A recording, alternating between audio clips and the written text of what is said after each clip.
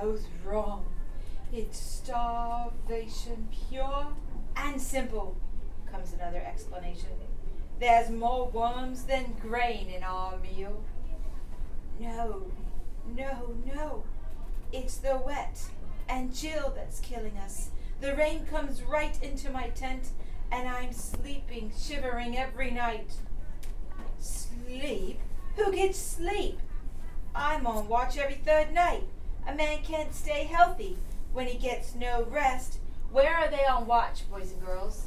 On the platform. The platforms inside the what?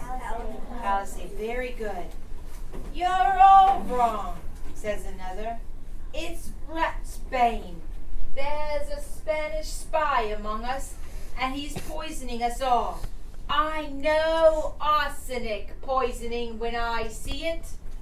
But soon, even those who think they have an explanation are too sick for discussions.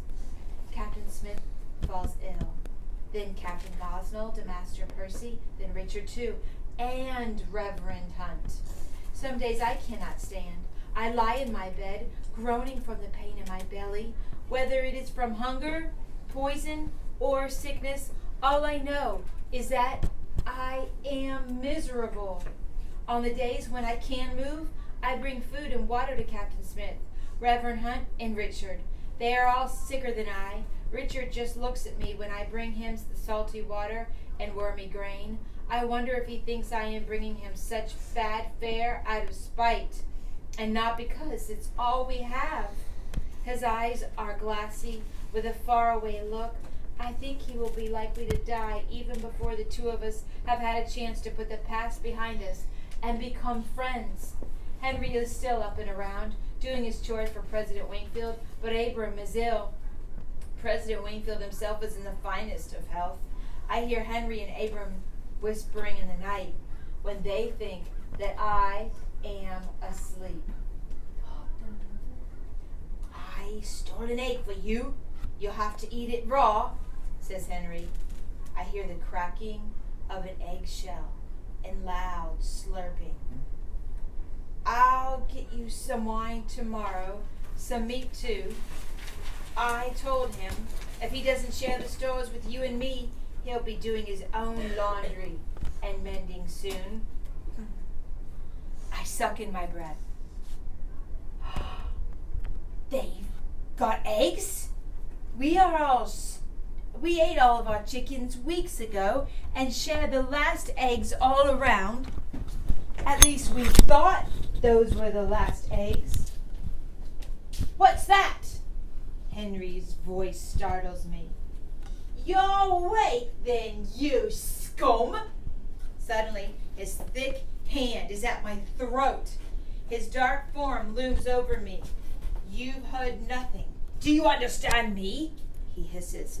We are very close to the other tents as he speaks softly, but with cold meanness. Nothing. I try to nod, but his hand clamps harder on my throat and I can't breathe. Swear it, he demands. Swear in God's name you will tell no one what you heard. What did he hear? That they found eggs and food. Yes, he's hoarding the food. Which is not good. Remember they said who was the healthiest? And who is his apprentice or who is his page? Okay. Ooh.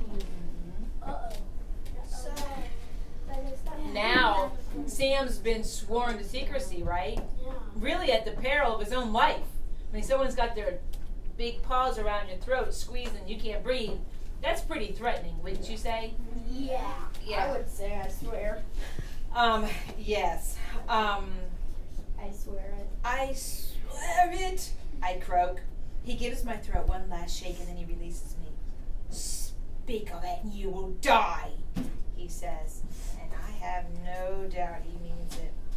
He is protecting his master. Without his master, Henry may be of no use to anyone. He might not even be worth his share of the dwindling food rations. He is really protecting himself. Do you understand how that works? Because if his master dies, does he need it anymore?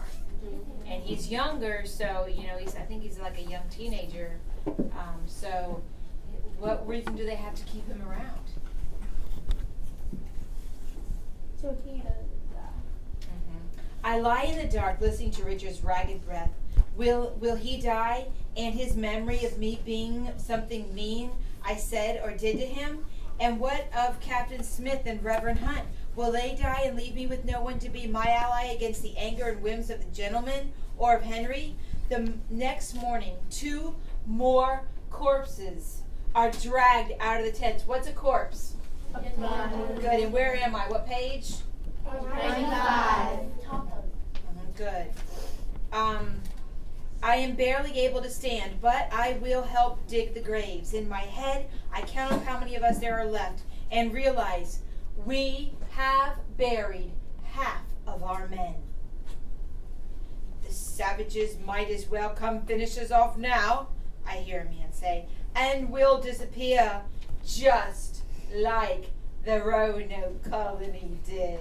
So you hear their assumptions of what happened to the Roanoke colony, right? Isn't that crazy that they know all about the Roanoke colony? How many years later is this happening? About 20 years later, right? So, word gets around. Even though they're writing in letters and passing messages, through stories that they hear, they still know the Roanoke colony and that it mysteriously did what? Very good. And all the while, Master Wingfield eats his meat and drinks his wine. John Layton brings 2 shovels, one for me and one for him. We don't go far from the fort to dig the graves. 2 soldiers come with us as guards. As we dig, we look warily around, hoping there are no Indians to shoot us today. If we have more strength and more courage, we could go into the forest to hunt and bring back fresh meat. Imagine the frustration. Yes. It's right there. It's right there at the edge of the woods, but you can't go in there because you never know who's lurking about, ready to take you out. Yeah. The lies of Wingapo. If we had more, but too many men have gone to hunt and have staggered back into the fort with arrows in their bellies, only to die of agony a few days later. And now I know there is meat and eggs within the walls of this very fort.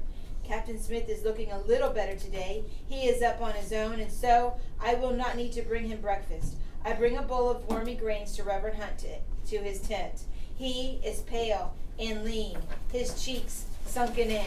And when I hand him the bowl, he fumbles with it and nearly drops it. Can he live much longer on this foul food and salty water? Reverend Hunt, I have a question. He nods. He is ready to listen. I have sworn not to do something. Sworn in God's name. Must I keep my word? He frowns. Who has made you swear something in God's name? He demands. I hang my head. I cannot tell this, or Henry will clamp his hand around my throat until there is no breath left in me. Reverend Hunt's hand shakes as he lifts a spoonful of gruel to his mouth. He chews, thinking, and then speaks. If you will not tell me all of it, I cannot give you an answer. But you are capable of finding the answer on your own. Your heart will know better than your head. Choose the path of love, not of fear. The choice you make out of love will always be the right choice. I leave him and I go to chop wood for the cook fire. With the last of my strength, I slam my frustration into the wood with my axe. I hate Henry. I hate being afraid of him. If I keep my sworn oath to him, is that a choice made out of love? No. It's a choice made out of fear. Have I grown to love Reverend Hunt with his patience and wisdom and his love for me? Yes. I throw down the axe. I have made my decision. I will tell what I have sworn not to tell. I go to find Captain Smith, where he is helping John Layton to split Clapboard. They are both weak, and the work is going slowly. Captain Smith, I say, I would like to speak to you in private. No,